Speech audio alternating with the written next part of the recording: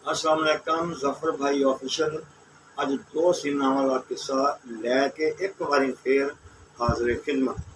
ठीक है जी। अज जरा ना मैं दो सीन थोड़े वास्ते लैके आया। यकीन करो कि ये देख के ना बंदा महसूस करता कि ये सुल्तान रही वो मार धार गंडासा चाहो जलाल ये वो लगता नहीं। और यकीन करो यह शाट देख के ना लगता कि ये वर्गा मजबूर आदमी तो कोई नज़र नहीं है। और इन्नी मजबूरी और इन्ना बेचारा अपने आप तो परेशान तंग एडा बड़ा नाम रख लिया हुआ फिल्म के अंदर भी इंतहाई मजबूर। लो जी आप पहला शाट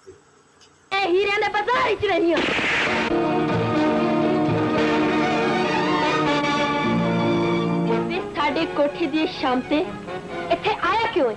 कल्ला पैनमा ते दिल तेरे नां दे होके पड़ता है। सीधी तरह क्यों नहीं कहंदा अयाशी ले एक वजूद चाहना है? वजूद चाहता ते इथों तक ना आंदा। तेरे तो परा परा रह के रस्ते च सौदा कर लेता। वे इस कोठे दा की चंगा लगा प्यार दिए मुनकरे सकून ले एक रूह लपी है। क्या तुम मेरी गल गलत सी? क्या कभी इन्ना मजबूर सुल्तान राय नूं किसी फिल्म च देखिया? लेकिन सच्ची गल ये जी दिल लगी है जी मुहब्बत या भावें पत्थर ना क्यों ना हो जाए ये बड़े बड़े बच्चे जड़े है ना अपने आप को समझते उन्होंने भी मिट्टी च रोल के रख देते। और सच पूछो ना कि बस इनू समझने वास्ते इस चीज़ को समझने वास्ते एक अंदर एहसास और दिल चाहिए। जिन्ना च है ना वो मेरी गल समझ गए होंगे। लो छोड़ो इस मामले नू अगला सीन भी देखो उसे की मजबूरी है बेचारे।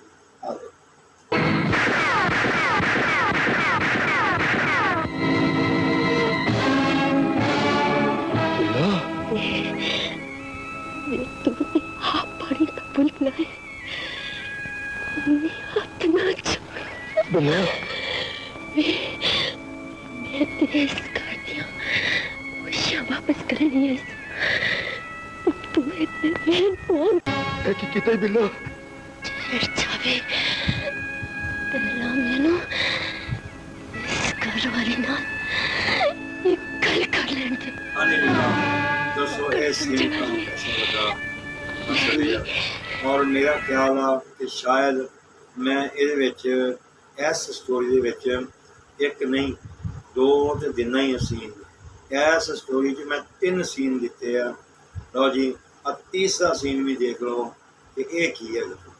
ठीक है जी फिर आप ना सर को खुदा हाफिज करने आ गए। अपने मुंह ना लग अपना कलीजा पा लिया अपना कलीजा पा लिया। बिल्लो एरिया मेरे जान चले तो लभदा वास्ते तू बदमाशी छड़ दे इसलिए कंजरी ते बदमाश कुछ भी नहीं होती। बिल्लो कुछ भी नहीं। बिल्लो हाँ जी आप दसो दो नहीं 3 सीन कैसे लगे? इन्होंने बाद कमेंट्स करना एक्टर तो तुम जानते ही हो कि दसना की मजबूरी सी भाई साहब जी बेचारा जिंदा ही मर गया।